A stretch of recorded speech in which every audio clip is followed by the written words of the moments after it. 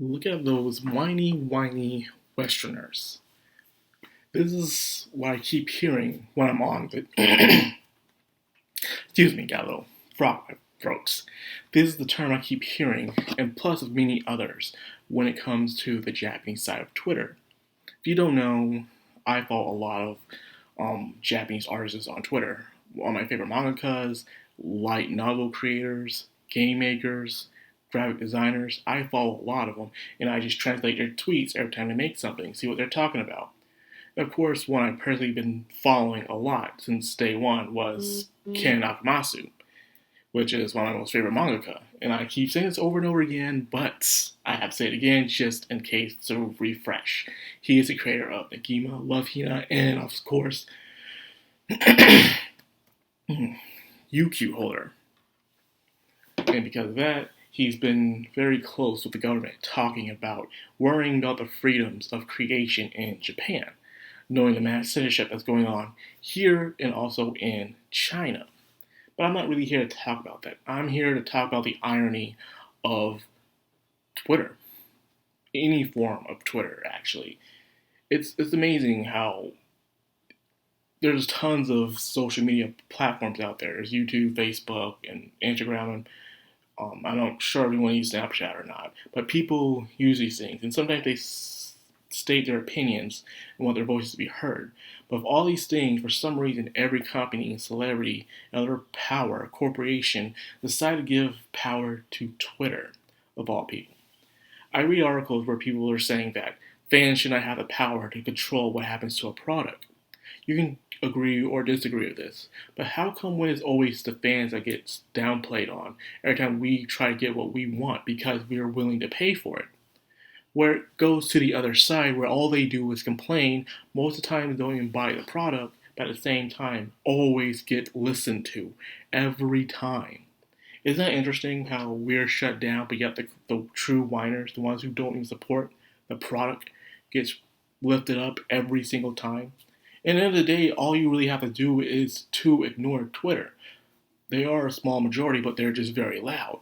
But you can just ignore it. These companies ignore us on Facebook. They ignore us on YouTube. Hell, they try to flag us down on YouTube and plenty of other places. But for some reason, Twitter is that one app that they will not ignore for some reason. I don't know why. And now it seems like most of these companies, celebrities, and other people are starting to regret to ever listening to these people in the first place because they realize no matter what they do, it'll never be enough. And I say, you get what you deserve. But I'm also here to talk about what Japan thinks about us, the whiny left, or even what China calls us, the white left. You haven't noticed, and I hate to say this, I know I have white friends, I have white family members, but majority of the times it is someone on the left that is a whiny white person. I know this sounds controversial, but it's the truth. They're always trying to defend some sort of minority, as if they pity them. And because of this, it makes the other side kind of angry, mad, because most of these people are full of pride, especially black people. And we don't like being pitied all the time. But where am I going with this? You know by the cover. You see Yuzaki-chan. Since the blood drive of Yuzaki-chan trying to help donate blood, the blood banks have gathered more blood with Yuzaki-chan than they ever had in a long while, despite the people trying to take her down because she was lewd, which is hilarious. When I see the Yuzaki-chan situation, it reminds me a lot of the Keijo situation, which they didn't tackle Keijo that hard, but I remember the time when Keijo came out, there were some people complaining about it. But this is very ironic, though. When when you watch anime, a big fan of anime, you watch all kinds of anime. Majority of the times, there are minors in high school that are really lewd out. They're lewd. You can argue if this is okay or not, but determined on the culture of another country. But despite that fact, finally we get a show. Well, we've been getting shows, but we get a show that stands out where it's about an actual person of age, someone who's actually an adult. But despite all this, she's getting the most hate. Did you not see this entire year of the lewdness of people who were underage being lewd? For some reason, these people want to attack Yuzaki-chan for some reason. Why? They're saying she looks like a child and stuff like that. This is the funny part. The term legal lolly, a legal lolly, someone who looks like a child but is actually an adult, usually is over exaggerated in Japanese literature and also anime and manga, where it's a little girl who's actually an adult and stuff like that. And people laugh about this. They're saying, I see what you're doing there. But between you and me, believe it or not, a lot of Japanese women over there, a lot of Asian women, Taiwanese women, Filipino women, and others, believe it or not, they can look like children. I know it's a shocker. It's a big shocker that you can't find out that there are women out there who, they look like children. But it's true. In fact, I saw one a couple of days ago when I was at Walmart. The one was very small, but yeah, she had a child and stuff like that, and she was on her little Apple earpiece thingies. I can't stand those things. I think I'll lose them the minute I get them. But she's a woman. Now imagine telling that woman she is not allowed to smash because it makes you feel uncomfortable. Imagine telling her that, saying, "Oh, dude, I don't like these guys going around you," and the girl's like, "Why not?" Because it makes me feel uncomfortable. And that is the irony of the social justice, the SJWs, It is the irony. They always try to get angry and defend someone who does not want them to do it every single time. Another case in point, the new video game from Sucker Punch. I love Sucker Punch. I love them from Cy Cooper to even, of course, my personal favorite of them, Infamous. Oh god, I love the Infamous series. They now made a new game, which I can't wait to get my hands on, called Ghost of Tsushima. Looks nice. These people got permission from Japanese culture to do this. And the outrage from these people is amazing. And it's completely irony.